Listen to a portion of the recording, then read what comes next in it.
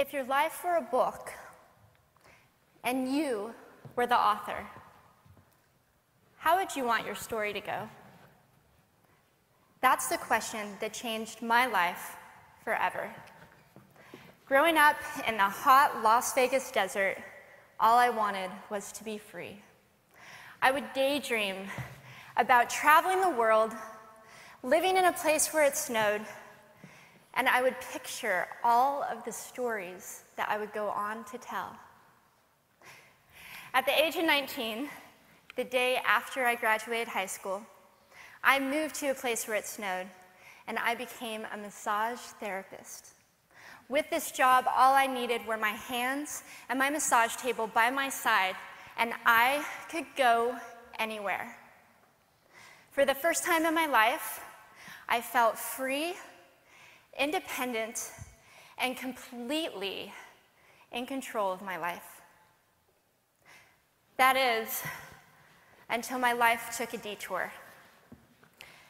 I went home from work early one day with what I thought was the flu, and less than 24 hours later, I was in the hospital on life support with less than a 2% chance of living.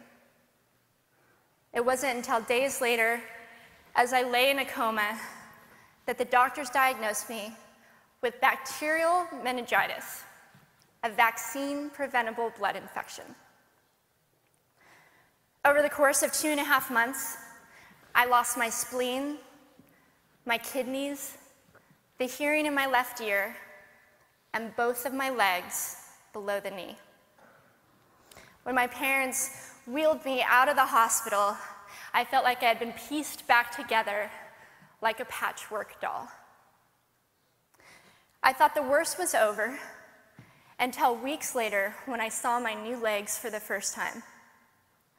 The calves were bulky blocks of metal with pipes bolted together for the ankles, and a yellow rubber foot with the raised rubber line from the toe to the ankle to look like a vein. I didn't know what to expect, but I wasn't expecting that. With my mom by my side and tears streaming down our faces, I strapped on these chunky legs and I stood up. They were so painful and so confining that all I could think was, how am I ever going to travel the world in these things? How was I ever going to live the life full of adventure and stories as I always wanted? And how was I going to snowboard again? That day, I went home, I crawled into bed, and this is what my life looked like for the next few months. Me passed out, escaping from reality, with my legs resting by my side. I was absolutely, physically, and emotionally broken. But I knew that in order to move forward, I had to let go of the old Amy and learn to embrace the new Amy. And that is when it dawned on me that I didn't have to be 5'5" anymore. I could be as tall as I wanted.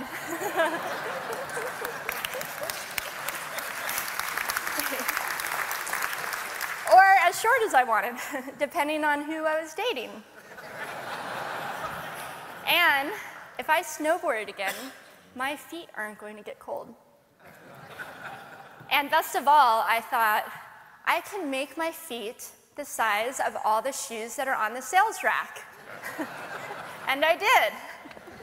So there were benefits here. It was this moment that I asked myself that life-defining question. If my life were a book and I were the author, how would I want this story to go? And I began to daydream. I daydreamed like I did as a little girl.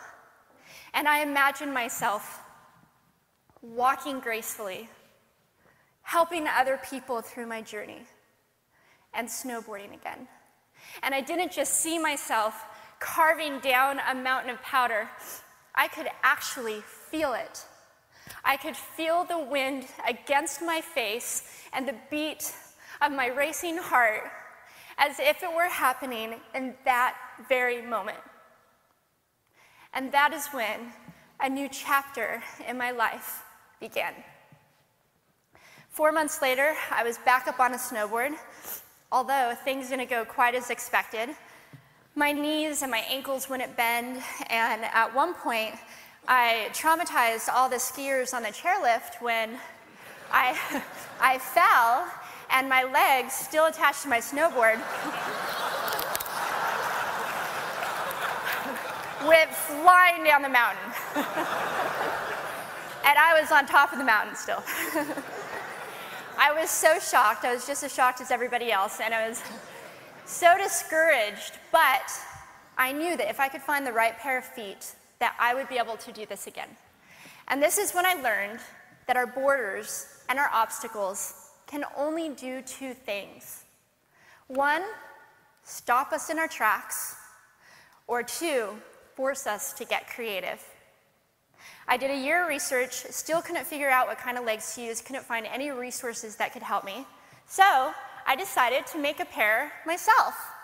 My leg maker and I put random parts together, and we made a pair of feet that I could snowboard in. As you can see, rusted bolts, rubber, wood, and neon pink duct tape. And yes, I can change my toenail polish.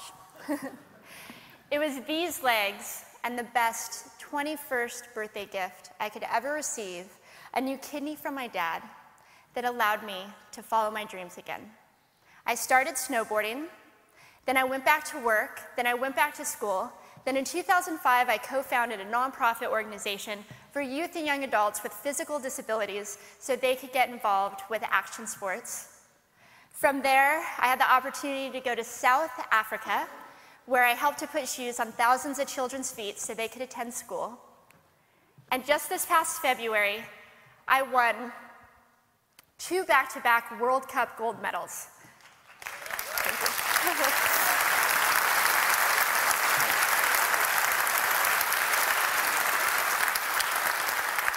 Which made me the highest-ranked adaptive female snowboarder in the world. 11 years ago, when I lost my legs, I had no idea what to expect. But if you asked me today if I would ever want to change my situation, I would have to say no. Because my legs haven't disabled me. If anything, they've enabled me. They've forced me to rely on my imagination and to believe in the possibilities. And that's why I believe that our imaginations can be used as tools for breaking through borders.